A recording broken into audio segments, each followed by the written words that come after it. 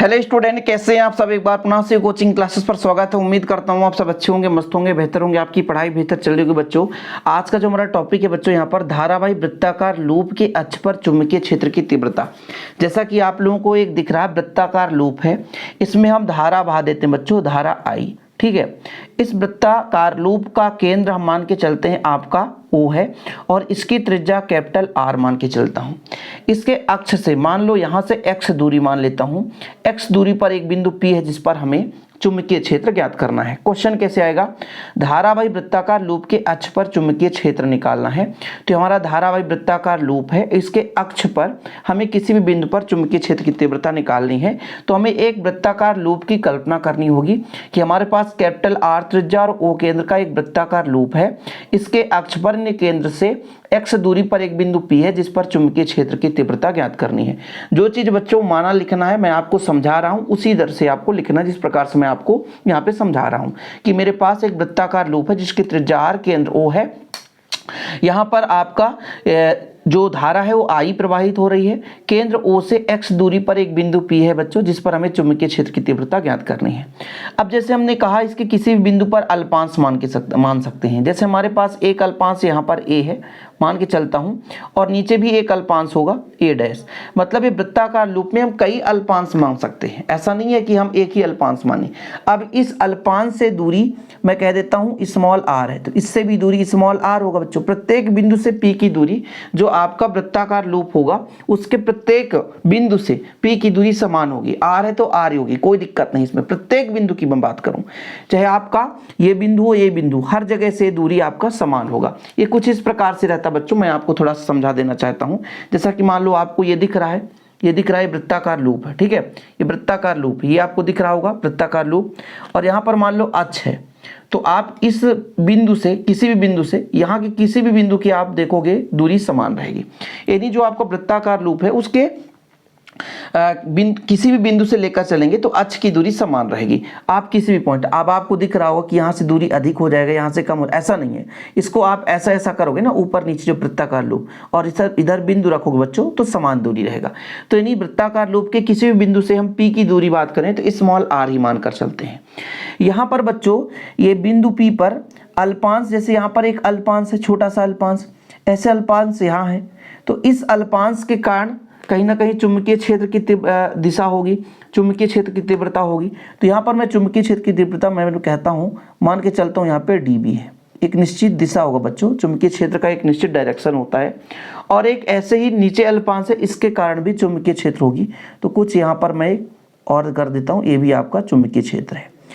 अब मैं यहाँ पर भी जैसे मान लीजिए आपका P है, तो यहाँ पर मैं दे देता हूँ आपको Q, तो इधर दे दूंगा बच्चों Q डैश, ताकि आप लोगों को समझने में दिक्कत ना हो सके।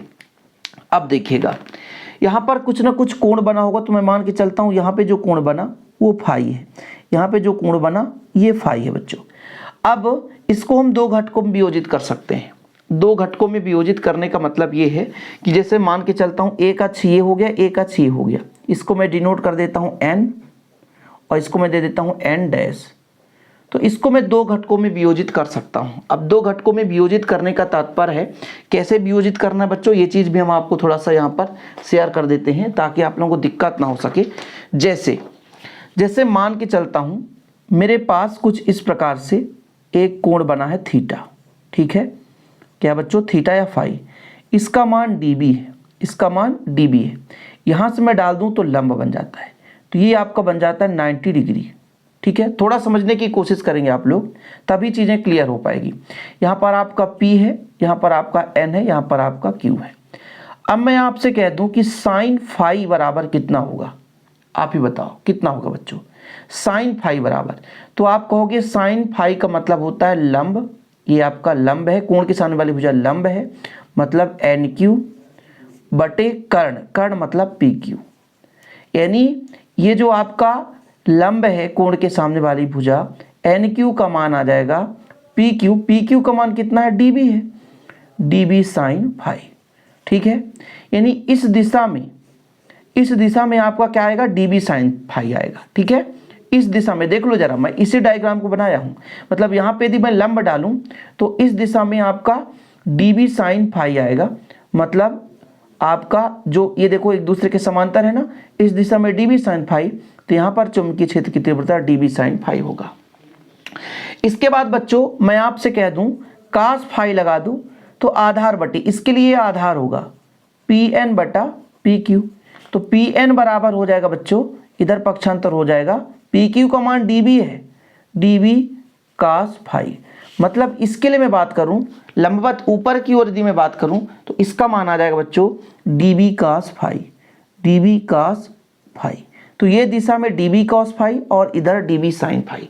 ऐसे में नीचे के लिए चलूंगा तो इस प्रकार से कुछ लंब खींचूंगा, तो ये जो लंब होगा कोण के सामने वाली भुजा लंब है, ये लंब जो है साइन से डिनोट होगा, तो लंब और ये दोनों समांतर है, तो यहाँ पे आपका dB sin phi हो जाएगा। और बच्चों नीचे की ओर आपका dB cos phi। मतलब जो परिणामी तीव्रता है केवल इधर के लिए आएगा, क्योंकि ऊपर और नीचे एक दूसरे के अपोजिट है, विपरीत है, तो शून्य हो जाएगा। बाकी का बाकी प्रोसेस जो होगा केवल अक्ष पर होगा, ठीक है, इस अक्ष के लिए होगा। क्यों? क्योंकि ऊपर और नीचे एक दूसरे के विपरीत है, तो बिंदु P पर जो तीव्रता आएगी तो ऊपर और नीचे के कारण शून्य हो जाएगा बच्चों। फिलहाल ये डायग्राम हुआ इतना। हम क्या लिखेंगे कि माना कैपिटल R त्रिज्या व O केंद्र का एक वृत्ताकार लूप है जिसमें I धारा प्रवाहित हो रही है। O से x दूरी पर एक बिंदु P है जिस पर हमें चुंबकीय क्षेत्र की तीव्रता ज्ञात करनी है। फिर आपको लिखना बच्चों, हम इस वृत्ताकार लूप में अल्पांश की कल्पना करते हैं, मतलब कई सारे अल्प अवयव में इसे विभक्त कर सकते हैं। तो हम मान के चलते हैं एक अल्पांश A है जिसके कारण बिंदु P पर तीव्रता निकालेंगे। अब बिंदु P पर तीव्रता निकालेंगे तो ये बायो सेवर्ट के नियम से लगेगा। बायो सेवर्ट का नियम आपने नहीं पढ़ा तो फिर आप बहुत बड़ी भूल कर रहे हैं। तो बच्चों माना जो भी लिखना है यार, तो मैं लिख दे रहा हूं, आप लोगों को वैसे ही लिखना जैसे मैं लिखूंगा। तो यहाँ पर देखें बच्चों, मैंने जो भी लिखा है कि माना R त्रिज्या वो केंद्र का एक वृत्ताकार लूप है जिसमें I धारा प्रवाहित होती है। केंद्र O से x दूरी पर एक बिंदु P है, अक्ष पर ही लिखना। आप यहाँ पर और जोड़ सकते हैं कि अक्ष पर ही, ध्यान रखना, यानी वृत्ताकार लूप के अक्ष पर एक बिंदु P है, x दूरी पर है। हमने यहाँ से x दूरी लिया ना बच्चों, x दूरी पर एक बिंदु P है जिस पर चुंबकीय क्षेत्र की तीव्रता ज्ञात करनी है। अब देखो मैंने यहाँ पर दो अल्पांश की कल्पना की है जो व्यास अभिमुख है। व्यास मतलब जैसे हमने व्यास एक, यहाँ पर देखो जरा a डैश एक व्यास ही है, तो एकदम सीधे सीधे पर यदि दो बिंदु ले लें, जैसे हम बात करते हैं कि मान लीजिए दो अल्पांश हम कुछ इस प्रकार से माने हैं, हमारा एक वृत्त है ऐसे, ठीक है, तो ये यहाँ पे, तो इसके सीधे ये व्यास अभिमुख कहलाएगा। व्यास के दोनों सिरों पर हमने माना है, यदि यहाँ पर मानते तो यहाँ पर मानते। ये लो, जैसे वृत्ताकार लूप है ना बच्चों, कुछ ऊंचाई पर एक बिंदु हमने कर दिया, इस बिंदु से सबकी दूरी समान होगी, सबकी दूरी समान होगी। वैसे ही मैं कह रहा था कि वृत्ताकार लूप है, इस बिंदु से सबकी दूरी समान होगी। तो यहाँ पर मैंने व्यास अभिमुख पर दो अल्पांश ले लिया है, a और a डैश, जिनकी लंबाई dl है। अल्पांश के कारण बिंदु P पर चुंबकीय क्षेत्र की तीव्रता तो सबको पता है, बायो सेवर्ट का नियम। बायो सेवर्ट का नियम क्या होता है, μ0/4 फिर क्या होता है बच्चों, I मतलब धारा, और dl आपका क्या है, अल्पांश है, और ये साइन थीटा यानी उनके बीच के कोण की ज्या है, बटा दूरी कितना हमने माना है, r दूरी। यहाँ पर देखो अल्पांश का बिंदु P से दूरी स्मॉल r है। जरूरी नहीं रहता बच्चों कि जितना मैं यहाँ पे लिखूं उतना आप लिखो, आप अपने अनुसार अधिक भी लिख सकते हो, हिंदी कम भी लिख सकते हो, क्योंकि कुछ बच्चों के मन में हमेशा डाउट रहता है कि सर इतना ज़्यादा लंबा चौड़ा लिखाते हो। अब देखो बच्चों, ये इस बिंदु का स्पर्श रेखा है और इसके केंद्र को मिलाने वाली रेखा है, इसलिए यहाँ पे जो कोण बनेगा ना वो हमेशा 90 डिग्री बनेगा। तो यदि मैं आपसे कह दूं कि चूंकि जो थीटा है यहाँ पर लिख सकता हूँ, जहाँ ये जो थीटा है अवयव या अल्पांश, अवयव ए और बिंदु P को मिलाने वाली रेखा के बीच कोण है, मिलाने वाली रेखा के बीच का कोण है। अब उसके बीच कोण कितना कोण है, इसलिए थीटा बराबर कितना होगा, 90 डिग्री। और जब थीटा बराबर 90 डिग्री तो साइन 90 का मान कितना होगा बच्चों, इसको मैं समीकरण 1 दे दूंगा, साइन 90 का मान 1 हो जाएगा, साइन टी बोल दिया ना, साइन 90 का मान 1 हो जाएगा। तो समीकरण 1 में मान रख देता हूँ, तो कहाँ से चलेगा, समीकरण 1 से, समीकरण 1 से dB बराबर कितना हो जाएगा बच्चों, म्यू 0/4 पाई। थोड़ा सा व्यंजक लंबा चौड़ा है, अधिकांश बच्चे तो इसे छोड़कर भाग देते हैं।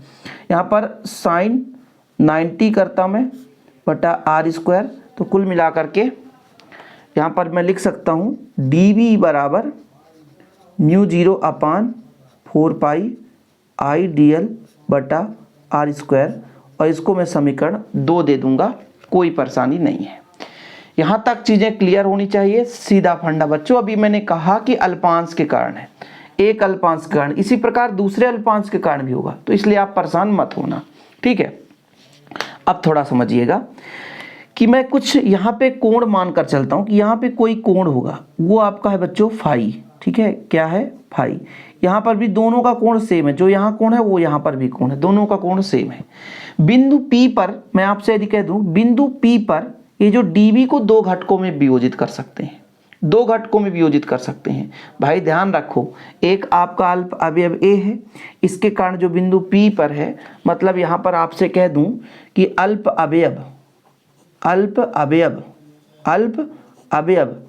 a के कारण बिंदु P पर चुंबकीय क्षेत्र dv को कितने घटकों में? दो घटकों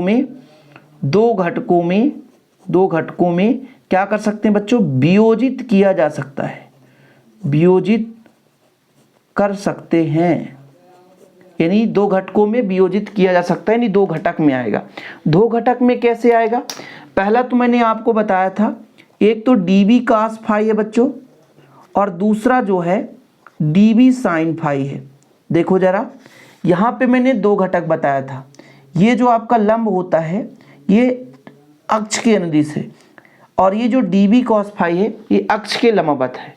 तो यदि मैं कह सकता हूँ ये जो आपका अक्ष OP है उसके लंबवत, ठीक है। यानी जो dv cos फाई है अक्ष OP के लंबवत, और ये जो आपका dv sin फाई है अक्ष OB के अनुदिश है। ठीक है बच्चों, यहाँ तक ठीक है, कोई दिक्कत तो नहीं है। इसी प्रकार आगे भी मैं कह सकता हूँ, इसी प्रकार दूसरे अल्पांश के लिए भी सेम कंडीशन होगा बच्चों। मैं यदि लिखना चाहूँ तो यहाँ पर लिख दूंगा ताकि आप लोगों को परेशानी भी नहीं होगी। इसी प्रकार अल्पांश a डैश के कारण कहाँ पर? बिंदु P पर चुंबकीय क्षेत्र की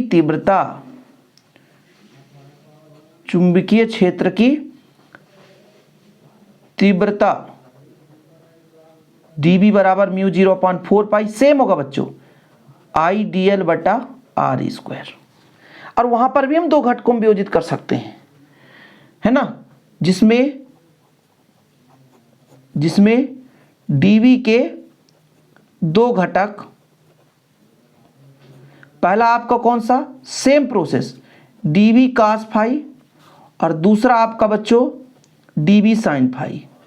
एक एक स्टेप करा रहा हूं, किसी को यदि यहां भी समझ में नहीं आएगा तो आपका अक्ष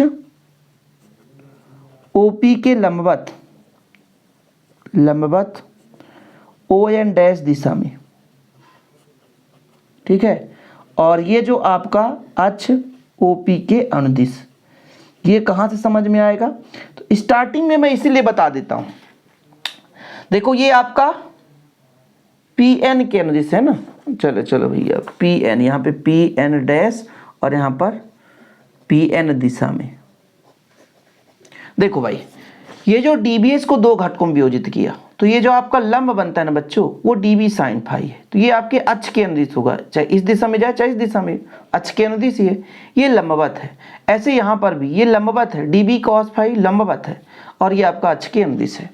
अब चूंकि मैं पूरा लंबा चौड़ा लिखूंगा नहीं, चूंकि आपका ये dv cos फाई और ये dv cos फाई परिमाण में बराबर है, दिशा में विपरीत है, इसलिए एक दूसरे को निरस्त कर देंगे। केवल और केवल मुझे इसके लिए, मतलब इस अक्ष के लिए परिणामी चुंबकीय क्षेत्र की तीव्रता निकालनी होगी। तो ये और एक दूसरे को निरस्त कर देंगे, तो यहाँ पर कितना dv sin फाई, तो अक्ष के लिए मुझे यहाँ पर निकालना है। ठीक है।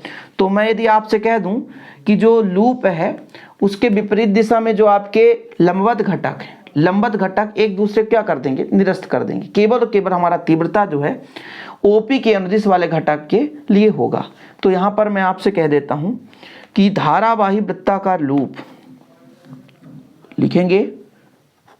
अब धारावाही वृत्ताकार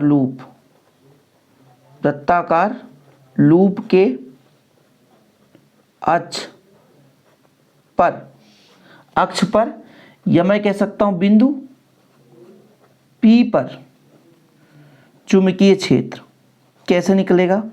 देखो, हमें इतना तो पता होना चाहिए कि जो हमारा B है वो संपूर्ण के लिए है और dB का साइन फाई वो अल्पांश के लिए है। जब हम अल्पांश का समाकलन करते हैं तो संपूर्ण के लिए निकल कर आ जाता है। जब हम अल्पांश का समाकलन, अल्पांश के कारण ये तीव्रता है, जो अल्पांश का हम समाकलन करेंगे तो संपूर्ण का आ जाएगा। और dB का मान समीकरण 1 से आपने जाना μ0/4 I dl/r², समाकलन कर दो। आगे प्रोसेस करते हैं बच्चों। अभी यहाँ पे साइन फाई तो नहीं, अच्छा साइन फाई तो साइन फाई रख दो, है ना, साइन फाई तो साइन फाई रख दो। यहाँ से कुछ कांस्टेंट आ रहा है क्या, कांस्टेंट आ रहा है, अभी ना लो उस कांस्टेंट।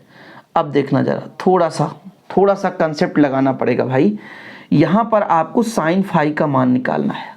तो देखो जरा, ये साइन फाई है, तो त्रिभुज OAP में साइन का सूत्र क्या होता है, लंब मतलब OA बटा आधार, लंब बटा कर्ण होता है, कर्ण आपका AP हो जाएगा, OA बटा AP। तो त्रिभुज OAP या AOP, त्रिभुज AOP में बताओ भाई, कास नहीं, साइन फाई बताओ, लंब कितना है OA और AP। OA का मान कितना है कैपिटल R और AP का मान कितना है स्मॉल r। ये कहां से आ गया सर, ये कैपिटल R और स्मॉल r, लंब बटा कर्ण, इसलिए B बराबर कितना हो जाएगा μ0/4 आपका I है तो I, dl है तो dl, R है तो r², लेकिन एक और R आ गया। लंबा चौड़ा कहानी चल रहा है, कोई बात नहीं। ये μ0 है, ये आपका I है, ये आपका R है, ये आपका 4 है, R और R ये R क्यूब हो जाएगा, ठीक है। और ये आपका dl हो गया। dl अल्पांश है। संपूर्ण वृत्त की यदि बात करूं तो ये जो आपका संपूर्ण है, समाकलन का मतलब संपूर्ण है, ये dl का मतलब ये है कि वृत्त की परिधि। देखो बच्चों, ये जो dl है ना अल्पांश है और समाकलन लग गया मतलब संपूर्ण वृत्त की लंबाई, वृत्त की परिधि, जो कि वृत्त की परिधि क्या होगा 2πr, वृत्त की त्रिज्या कैपिटल R है, 2πr हो जाएगा। तो यहां पर मैं इसको समीकरण, यहां पर आपको मैं कह दूं कि समीकरण 3 है। अब समीकरण 3 में मैं वैल्यू पुट कर दूं, धीरे धीरे करके आ रहा, समय लगेगा बच्चों। समीकरण 3 में मान रखने पर, समीकरण 3 में मान रखने पर, समीकरण 3 में जब मैं मान रखूंगा बच्चों तो कितना आ जाएगा, B बराबर μ0IR रहने दीजिए, नीचे 4πr³ रहने दीजिए, और यहां पर हो जाएगा आपका 2πr। कुछ कट रहा हो तो काट दो बच्चों, और नहीं कट रहा है तो कोई बात ही नहीं है। कुछ यदि कट रहा है तो काट दो। तो आपका B बराबर कितना निकल कर आएगा, देखिएगा यहाँ पे μ0 है तो μ0 रहने दो, I है तो I रहने दो, R और R है तो आपका R² हो जाएगा, 2 दूना 4, तो यहाँ पे 2 बचेगा, पाई से पाई कट जाएगा तो 2r³ हो जाएगा, और इसको आप समीकरण 4 दे सकते हो। कहानी अभी ख़त्म नहीं हुई है, अब हमें इस r की वैल्यू रखनी है, स्मॉल r की वैल्यू रखनी है। तो स्मॉल r की वैल्यू कैसे निकल कर आएगी, पाइथागोरस प्रमेय से। पाइथागोरस प्रमेय क्या कहता है बच्चों, कर्ण का वर्ग बराबर लंब का वर्ग धन आधार का वर्ग। तो मैं यहां पर लगा सकता हूं कौन सा प्रमेय, पाइथागोरस प्रमेय। त्रिभुज AOP में त्रिभुज AOP में पाइथागोरस प्रमेय से, पाइथागोरस प्रमेय क्या कहता है, कर्ण का वर्ग यानी स्मॉल r का वर्ग, लंब का वर्ग प्लस आधार का वर्ग, यानी r बराबर r square plus x square, ये आपका वर्ग था, इधर जाएगा वर्गमूल मतलब घात का 1/2, और समीकरण 4 में मान रख दूंगा। समीकरण 4 में मान रखने पर समीकरण 4 में मान रखूं बच्चों तो कितना आ जाएगा, आप ही बताओ। म्यू 0 है ये ऑलरेडी, आई है ऑलरेडी, r स्क्वायर ऑलरेडी है, 2 है, और यहाँ पर r square plus x square, ठीक है। यहाँ पर देखो 3 है ना, और 1/2, मतलब ये 3/2 हो गया। ये आपका मेन रूप से वृत्ताकार कुंडली के अक्ष पर चुंबकीय क्षेत्र की तीव्रता हो गई। लेकिन यदि बच्चों हमने कहा कुंडली एक है ना, लेकिन n फेरों की यदि वृत्ताकार कुंडली बन जाए, यदि वृत्ताकार लूप के जगह, यदि वृत्ताकार लूप के जगह n फेरों वाली कुंडली हो, n फेरों वाली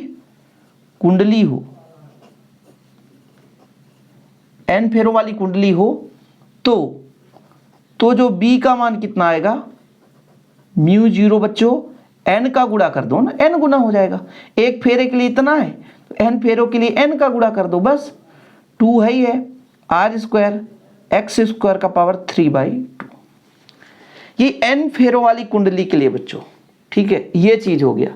इसका सदिश रूप यदि कहोगे तो यदि सदिश रूप में लिखा जाए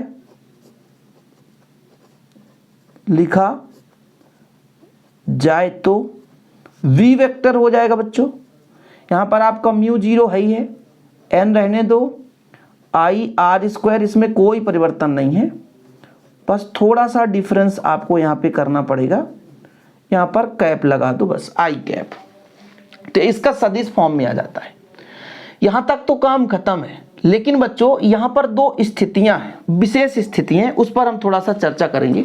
स्थिति कौन कौन सी है, कंडीशन ये है, यहाँ तक क्लियर है। आप लोग स्क्रीनशॉट भी ले लिया करो भाई, थोड़ा व्यंजक लंबा चौड़ा है लेकिन भाई करना पड़ेगा। इसका स्थिति ये है, पहला कंडीशन ये है कि ये जो बिंदु P है वो केंद्र पर हो जाए, मतलब x का मान 0 हो जाए, x खत्म हो जाए। और दूसरा कंडीशन ये है कि मान लो इस r के अपेक्षा x की लंबाई बहुत ज़्यादा है, तो मतलब जब ये बिंदु केंद्र पर आएगा तो x को हटाएंगे, और जब ये बहुत दूरी पर हो जाएगा मतलब r बहुत कम हो जाए तो r को हटाएंगे। तो 2 कंडीशन है यहाँ पर। चूंकि आप लोगों ने फार्मूला तो पढ़ ही लिया, तो 2 कंडीशन है। पहला कंडीशन है कि यदि बिंदु विशेष स्थिति में लिखोगे, बिंदु P वृत्ताकार लूप के केंद्र पर हो, वृत्त के केंद्र पर हो, और जब केंद्र पर हो जाएगा तो x बराबर कितना हो जाएगा, 0 हो जाएगा। तो b बराबर कितना हो जाएगा बच्चों, आपका म्यू 0 i है ऑलरेडी, ठीक है, n है, मान लीजिए फेरों की संख्या है, r है ऑलरेडी, 2 है तो 2 रहने दो, r स्क्वायर ऑलरेडी है, x का मान हमें 0 रखना पड़ेगा, 3/2। अब ये 2 से 2 कट जाएगा, यानी b बराबर कितना आ जाएगा बच्चों, mu 0 n i r square बटा 2r क्यूब। अब इससे 2 कट जाएंगे, 1 बचेगा, मतलब मुनि बटा द्वार, म्यू 0 n i मुनि बटा द्वार। ये देखो केंद्र पर तीव्रता, वृत्ताकार कुंडली के केंद्र पर मुनि बटा द्वार। अब इसका मैंने ऑलरेडी एक व्यंजक करा था इसके पहले कि वृत्ताकार कुंडली के केंद्र पर कितना आता है, इतना आता है। अब दूसरा कंडीशन ये है, पहला कंडीशन तो केंद्र पर हो गया और इसका व्यंजक एक अलग से सेपरेट है, तो वो थ्योरम आप लोगों ने करा होगा। दूसरा कंडीशन ये है कि बिंदु P केंद्र से अत्यधिक दूरी पर हो, बिंदु P केंद्र से अत्यधिक दूरी पर हो,